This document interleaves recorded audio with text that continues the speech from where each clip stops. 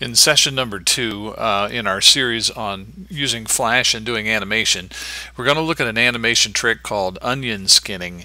And the idea that I want you to work with is to create a couple little stick figures and have them play catch.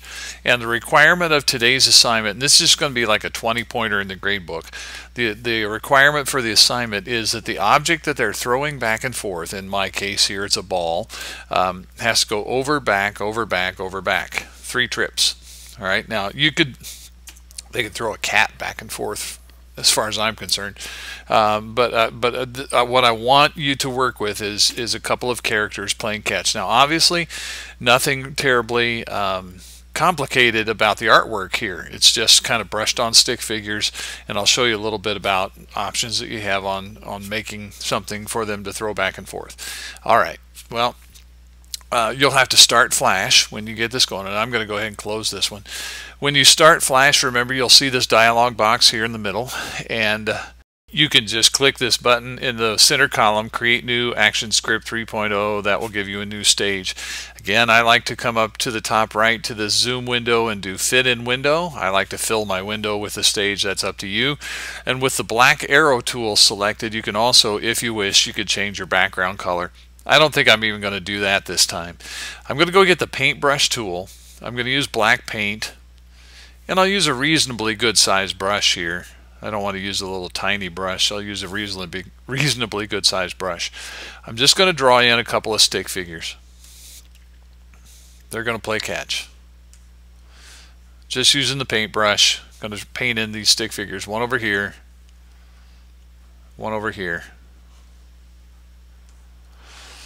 Nothing terribly dramatic about that artwork. Now, even if I'm just going to draw like a ball for them to throw back and forth, there's a couple of ways I could do it. If you're not concerned with it looking real perfect, you could just take a paintbrush and do something like that, and that would work fine.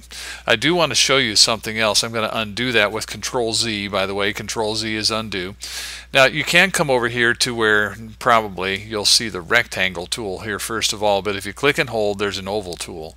And I could draw a little oval right there and do it that way. But even with this, there's something you ought to be aware of. If I take my black arrow and I grab that and drag it, oh, look what happened there. The fill of the oval came apart from the stroke of the oval. There was the black outline, there's the red fill. Well, all right, I could undo that with Control-Z, and one way to solve that problem is select all of it, and then you can move it around if you want to. That works pretty well. But let me show you even another way, and I'll just delete that. I'll just select it and hit the delete key and delete it. When you have like the oval tool or any of the shape tools active, if you touch the letter J on your keyboard, it activates what's called Object Drawing Mode. And here's what happens with Object Drawing Mode. When you draw an object and object drawing mode is turned on, you'll see this little frame around it here. All right, it's got kind of a little blue frame around it. And if I take the black arrow tool and I drag that, the fill and the stroke do not come apart. All right, well, sometimes that's a good thing. Sometimes that's what you want. And in this case, having object drawing mode turned on isn't necessarily bad. Now, if you touch the letter J again with your keyboard, on your keyboard, and if I draw another circle, you'll notice now if I take my black arrow, see, object drawing mode was not turned on, so this thing will come apart. So that's a little Flash thing that you kind of need to know about here, is that object drawing mode sometimes can be helpful because it'll keep things like this together. All right, but if you have object drawing turned off, you can run into this situation right here where the stroke and the fill are separate things. All right, well, I'm going to just select both of those with my black arrow tool and touch the delete key. For the time being, I'll even select this and delete that as well. Okay, well, now let's get into this whole onion skinning thing. Go ahead and draw I'm just going to have my characters here play catch with a ball, and that's the easiest thing. Like I said, you could do something, I think, play catch with a chainsaw. It's up to you. All right, and I'm going to turn object drawing mode on. I'm going to tap the letter J on the keyboard, and I'll just draw a little ball like that. I'll use that, and I can tell object drawing mode was turned on because of that frame that's around there. All right, now I'll use my black arrow, and I'll kind of get this in position for the beginning of the movie. I'll just put it like near this dude's hand right here. Now this is where the onion skinning thing comes on. This is one of the things I want you to see. I don't know if you'll use this trick a lot, but it's kind of a cool animator's trick. Way down at the bottom of the timeline, and I mean way down at the bottom, they're little tiny buttons on my Mac, and they're pretty small on a Windows computer too. Right across here, there's some little control buttons, and one of them right here, you'll get a little pop-up, and you can float over them until it says onion skin. Alright, well I'm going to click it and activate onion skin. Now the other thing I'm going to do, there's another button, it looks like a little frame with a dot in it, and it says modify markers. Alright, well I'm going to do that, and it says marker range. You could set, I'm going to set it on 5. I don't think all is a good idea. I think I'll just set it on 5. Alright, now, marker range 5. Okay, got it. Here's what's going to happen. As I begin to build this movie, if I press the F6 key on the keyboard, and we learned that in our first session, that if you press F6, it makes a new frame here. And now what I want to do, and here's one of the little dangers. If I move this ball right now, you're going to notice everything's moving. The two characters are moving, everything is moving. I don't want that to happen. So I'm going to set that back down there. What you got to do is just make sure you deselect here. Just click in an empty area on the stage, and then you can grab the ball and you can move it a little bit. Now when I move that ball a little bit, you're going to notice here that there's kind of a semi-transparent, kind of a ghost of the ball kind of sitting back here where it was. That's what onion skinning is. Onion skinning allows you to track your motion path as you work the ball back and forth here. So again, I'm going to press F6 on the keyboard to add a new frame, and I'll move this ball again. Oops, I forgot to deselect. So I got to deselect and move the ball. And again, you see these little semi-transparent ghostly forms here. All right, well, again, that means that I can track where the ball has been. Onion skinning does that for you. All right, I'll press F6, deselect, move this ball some more. Press F6, deselect, move the ball some more. Press F6, deselect, move the ball some more. And again, see how this is showing me, okay, here's where you've been, Mr. Animator.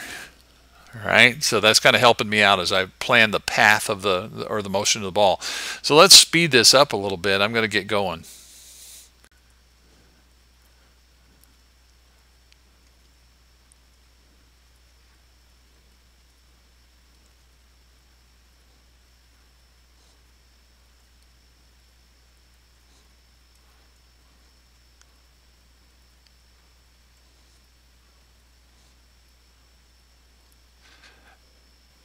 Now remember that the assignment is for this to go over, back, over, back, over, back. So you got to do 3 trips. I've done 1, and you can check what your movie looks like anytime by pressing the Enter key on your keyboard, and it will run the movie for you. You'll also notice that if you press F6 and you deselect and you move the ball, how fast the ball travels is going to be determined by how much you move the ball each time.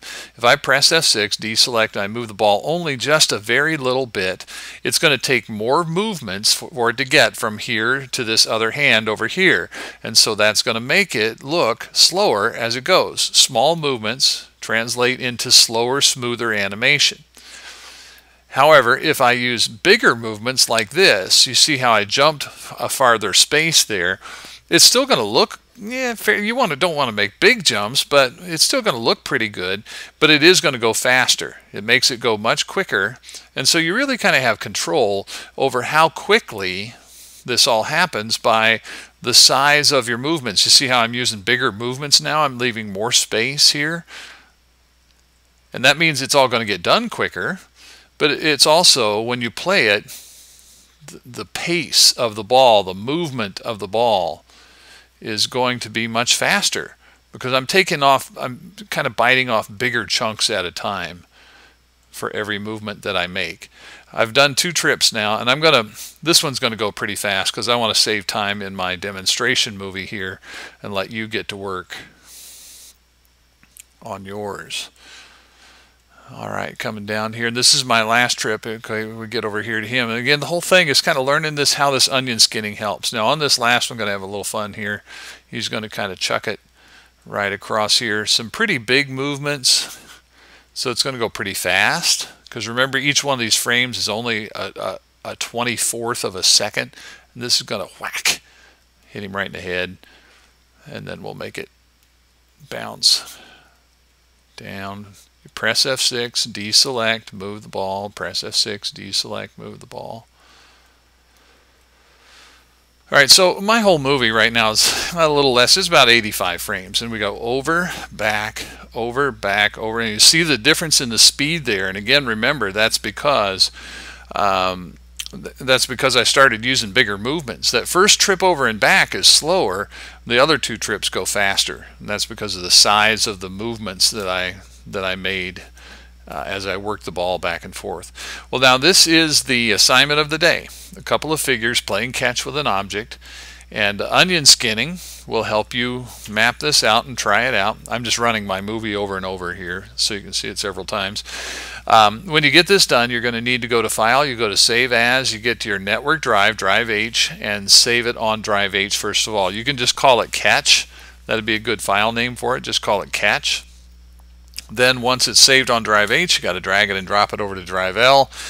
And that is the assignment of the day, folks. So I'm going to turn you loose, and off you go. Have at it.